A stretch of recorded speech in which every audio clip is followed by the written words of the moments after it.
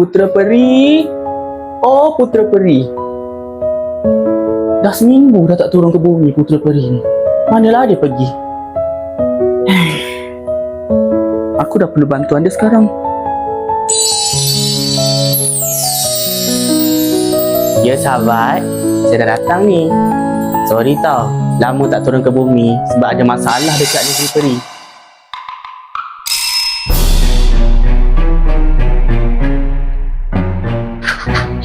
Kenapa sahabat pandang saya macam tu? Ada yang pelik dengan saya? Sayap awak kenapa berubah? Oh, sebab sayap saya. Ya, sayap awak. Sebelum-sebelum ni sayap awak warna hitam, lepas tu kecil je. Ni tiba-tiba berubah jadi warna merah dan besar.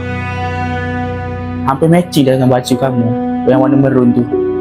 Mana sayap lama awak? Sebenarnya kan, sahabat, sayap saya tu... Kenapa dengan sayap awak? Kenapa ni? Cuba cerita, kenapa?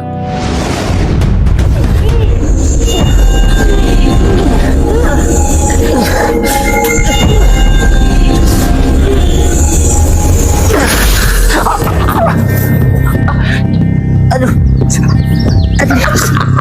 Marah muka kau Peri. Sekarang rasakanlah balasanku.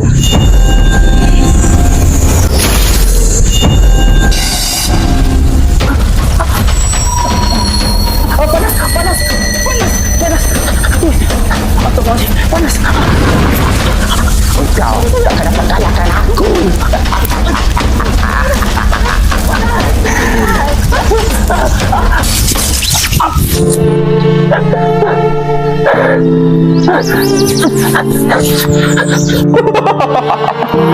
Aku tak boleh bayar.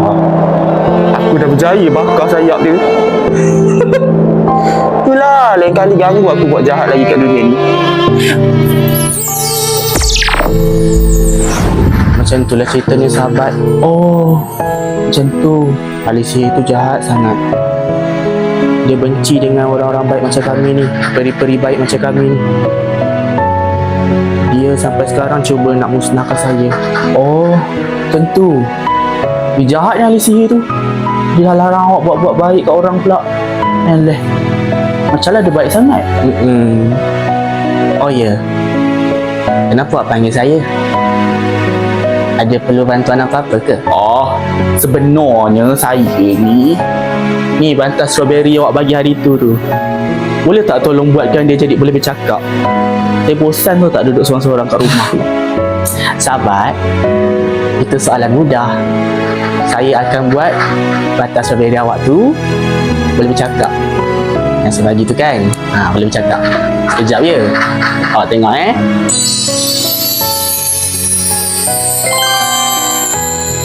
Hai sahabat, saya bantal strawberry. Mulai sekarang, saya akan menemani hidup kamu ya. Ui, betul-betul boleh bercakap lah. Wah, terima kasih Putera Peri. Sama-sama sahabat. Saya pun seronok tengok sahabat gembira. Saya pun seronok awak datang sini. Saya harap awak terus buat baik tau. Walaupun awak dah kena apa-apa musibah macam tu. Ya, kamu pun sama. Kamu pun kena jaga diri kamu baik-baik tau. Ya, dah tinggal solat pun semua tau. Ya, baiklah. Saya akan ingat pesan kamu. Saya ada tugas lain lah. Saya kena pergi ni. Mesti ramai manusia tolong nak minta bantuan saya ni. Saya pergi dulu ya. Ya, baiklah. Ya, jumpa lagi.